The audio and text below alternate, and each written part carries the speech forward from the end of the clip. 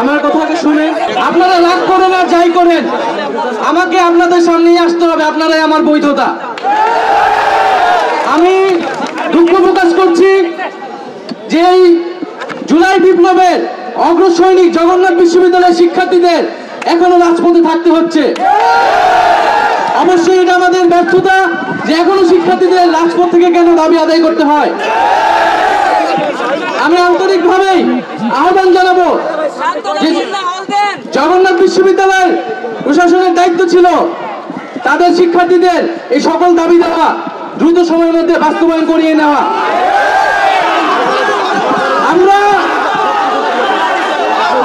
আমরা জানি যে জগন্নাথ বিশ্ববিদ্যালয় দীর্ঘদিন ধরে তাদের যে প্রাণের দাবি, যে তাদের যে হল নির্মাণ এবং তাদের নতুন ক্যাম্পাস, দ্বিতীয় ক্যাম্পাস,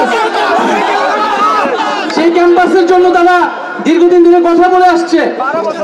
এবং আমাদের যখন একনেক মিটিং এবং ক্যাবিনেট মিটিং এও সেই স্থায়ী ক্যাম্পাস কেরানীগঞ্জে সেটা নিয়ে কিন্তু আলোচনা হয়েছিল এবং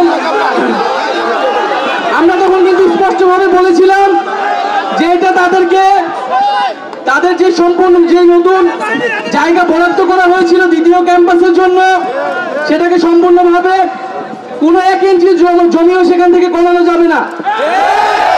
এবং তারা দীর্ঘদিন ধরে ঢাকার মধ্যে একটা বিশ্ববিদ্যালয়, কিন্তু তারা কোনো হল ছাড়াই অনেক কষ্টের মধ্য দিয়ে তাদেরকে কিন্তু তাদের ছাত্র জীবন পার করতে হয়েছে। এবং আমি প্রতিটি ঘটনা জানি, কারণ আমার পরিবারের একজন সদস্য জগন্নাথ বিশ্ববিদ্যালয়ের বর্তমান শিক্ষার্থী। এবং তারপরে আমি দুঃখ প্রকাশ করছি যে এখানে এসে আপনাদের কাছে আসতে হয়েছে এবং আপনাদেরকে যথাযথ সম্মান দেওয়া হয়নি। এবং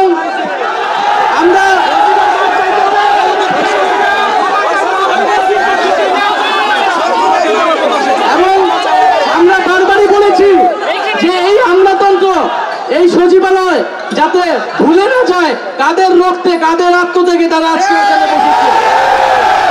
ফলে শিক্ষার্থীদেরকে সেই যথাযথ সম্মান কিন্তু দিতে হবে এবং যেটা একটা যৌক্তিক দাবি, যেটা ন্যায্য দাবি, ন্যায্য আন্দোলন, তার প্রতি সম্মান অবশ্যই প্রদর্শন করতে হবে।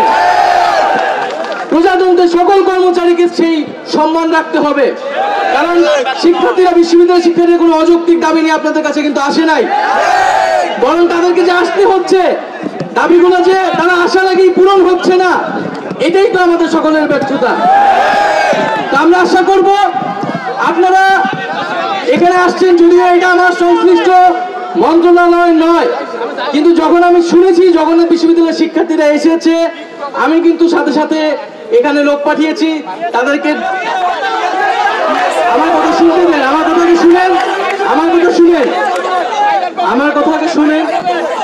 আমি এটা আমার সংশ্লিষ্ট মন্ত্রণালয়ের কাজ ছিল না, কিন্তু আমি যখন শুনেছি জগন্নাথ বিশ্ববিদ্যালয়ের শিক্ষার্থীরা এসেছে, আমি সাথে সাথে খোঁজ নিয়েছি যে কেন তাদেরকে সচিবালয় পর্যন্ত মিছিল নিয়ে আসতে হলো।